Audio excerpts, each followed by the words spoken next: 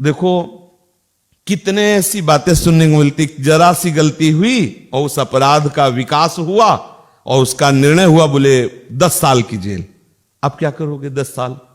कहो हमारा मन नहीं लगता, कहो कि हम नहीं रहेंगे, चलेगा? मार डंडे तुम्हें पीड़ा पहुंचाई जाएगी और तुमको राजकीय शासन के अनुसार वहां बंदी बना दिया जाए। भजन मार्ग में प्रभु करुणा करके तुम्हें लाए हैं तो तुम्हें एक बार सोचना पड़ेगा कि मैं अब मरा। अय मन, अब तू चाहे जितना जला ले, अब विषय सेवन नहीं करूंगा। अब लो नसानी, अब ना नसई हो। राम कृपा भव निशा सिरानी, जागे पुलि न दसई हो। अब लो नसाली, ए इंद्रिया, ए मन, गुरु कृपा हो गई, समझ में आ गया। ये जो तुम भ्रम से हमें फंसा, अब नहीं, अब सोऊंगा नहीं। राम कृपा भव निशा सिरानी, अब जागे पुण्य न दसई हो। अब लो नसानी हो, अब ना नसई हो।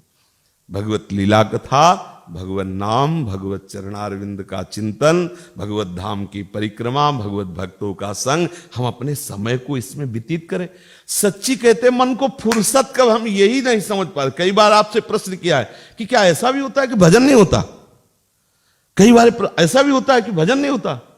अब ये लगता है कि आश्चर्य की बात है, भजन नहीं होता, ये कैसी बात कह रहे हो? भजन नहीं होता ये कैसी बात कह रहे हो? तुम्हें लगेगा आश्चर्य कि भजन होता है, ये कैसी बात कह रहे हो? श्री भोरी सखी जी कह रहे कि श्वास नाम दो बिलग चलत है, इनको भेद न मुंह को भावे।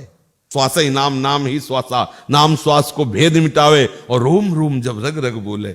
सच्ची कहते हैं आपकी रात्रि बड़ी मंगलमयी होगी।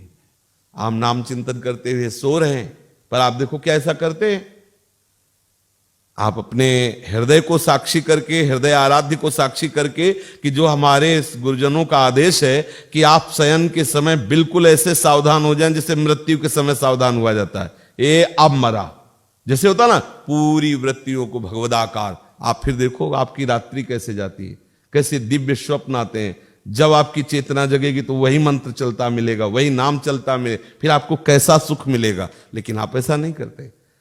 आप शयन के पहले जितनी गंदगी है उसका चिंतन करते हैं। आप देख लीजिए, क्योंकि हम जब किसी कोई बात होती है तो उस पर तदात्म होते हैं, फिर उसको देखते हैं कि क्या है, पर कर नहीं सकते। इसमें खास बात है, तुम्हारा बस नहीं चलेगा।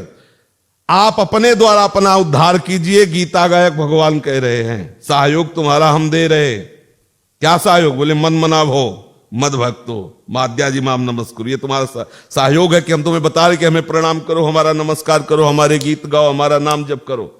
लेकिन उद्धार तुम्हारे द्वारा ही तुम्हारा होगा, क्योंकि मन को लगाना तुम्हें पड़ेगा, तुम्हें लगाना पड़ेगा।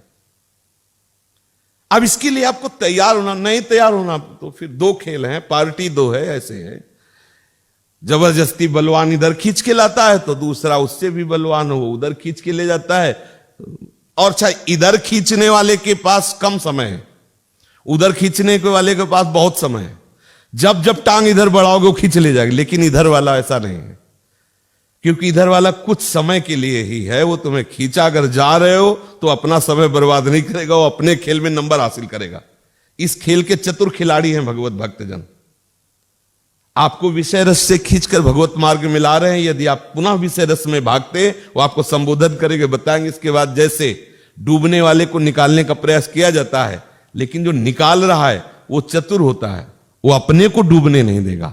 ऐसा नहीं कि तुम्हारे विषय चिंतन, तुम्हारे विषय क्रीड़ा, तुम्हारे विषय आकर्षण में वो अपने चिंतन को फंसाकर अपने इष्ट का चिंतन छोड़ दे। ऐसा फिर तो वही है सोई जो राम रचि राखा, को करी तर्क बढ़ावे शाखा, अस कई जपन लगे हरिलावाद।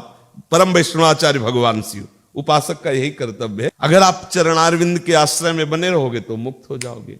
और कितना बढ़िया प्रभु के लीला चरित्रों का यदि चिंतन करने लगो तो हृदय आनंद से भर जाएगा।